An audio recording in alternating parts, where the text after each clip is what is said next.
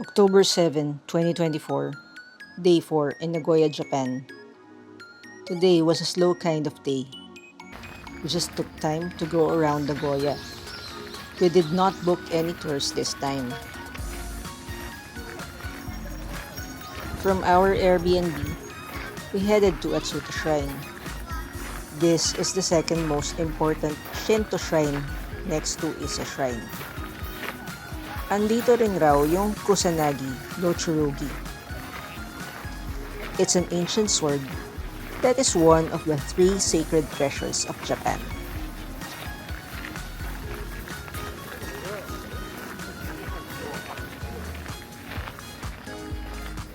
Pagdating namin doon, ay bumungad sa amin ang Torii Gate. Nito ko lang nalaman na bago dumaan sa Torii Gate, ay kailangan magbow muna. Kaya the next time you're about to enter a Torii Gate, bow either on the left or sa right side.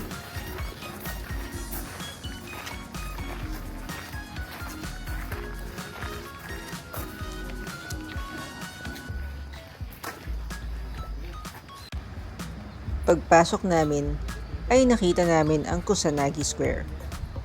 Katabi lamang nito ang Kusanagi Museum. Hindi na kami pumasok sa loob. We just continued exploring around.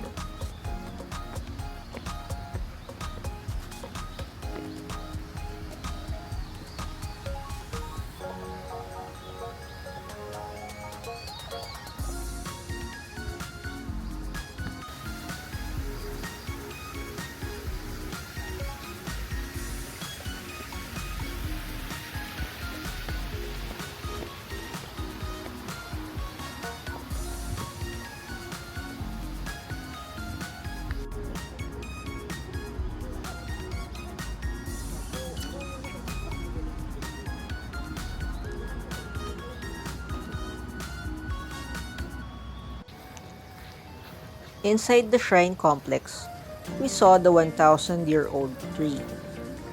Isa itong camphor tree na itinanim raw ni Kukai Kobodashi.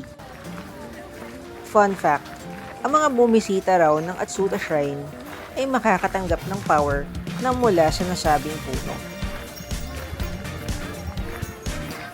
Napakalawak talaga ng Atsuta Shrine.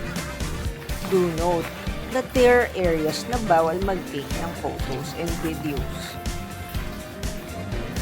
While we were walking around, I noticed that there were a lot of folded paper tied to the fences. Ang tawag pala ron ay omikuji. I haven't gotten any during my previous visits to Japan. I only got an omamori. It's a good luck charm. I got one for myself and for my friends. Out of all the shrines and temples that I've been to in Japan, Atsuta is the only one with drums displayed like this.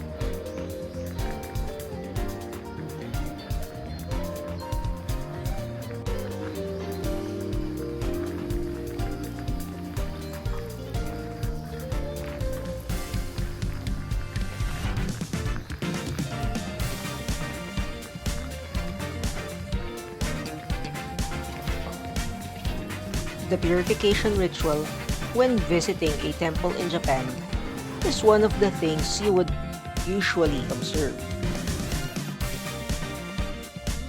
50th year ni Hello Kitty nung pumunta kami noon sa Nagoya. Perfect timing kasi may limited time na Hello Kitty Cafe na nag-open doon. Before our trip, nag-reserve ako online. At doon kami nag-lunch ng sister ko. Honestly, medyo bitin kami sa food. Buti na lang ay may sinuggest ang friend ko na mag-try ng unagi sa Nagoya. Sa building kung saan namin pinuntahan ang Hello Kitty Cafe ay natagpuan namin ang Hitsumabushi Restaurant. Nakita namin na ginigrill nila ang unagi sa may entrance lang ng restaurant. Dahil nakakain na rin kami, medyo light lang ang in-order namin. Ang kinain namin ay isang grilled eel salad at isang uzaku. Ang uzaku ay isang grilled eel na simmered in blended vinegar sauce and mixed with cucumber strips. Napakasarap at refreshing. Crispy. Crispy?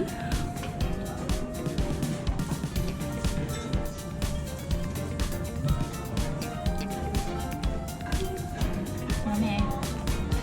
After going around Nagoya, my brother suggested that we go to Inuyama Castle. Inuyama Castle is the oldest existing castle structure in Japan. Medyo malayo ito sa city center. We took a train ride and just walked from the train station. It was supposed to be just a 15 to 20 minute walk from the Inuyama station. However, bigla kaming naabutan ng malakas na buhos ng ulan. Suminong muna kami saglit para pahinain muna ito. We brought umbrellas with us. But di namin kaya maglakad sa ganoong kalakas na buhos, lalo na at walang masyadong masisilungan. Bago kami nakakyat sa taas, ay nadaanan namin ang Sanko Inari Shrine. If you have been to Kyoto, maalala mo dito ang Fushimi Inari Shrine. Ang kinaibahan lang ay red ang torii gates dito. Kilala din ito sa heart-shaped pink prayer tablets. Medyo mataas din ang inakyat namin. When we got there, it was already past 4:30 p.m. Hindi na kami pinapasok sa loob.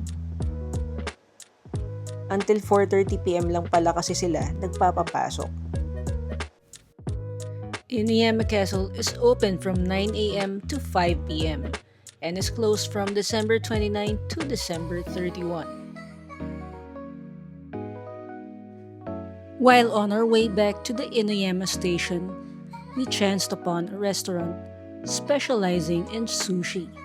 At dahil malayo pa ang aming biyahe, we decided to have our dinner there. And that's a wrap for Day 4 in Nagoya, Japan.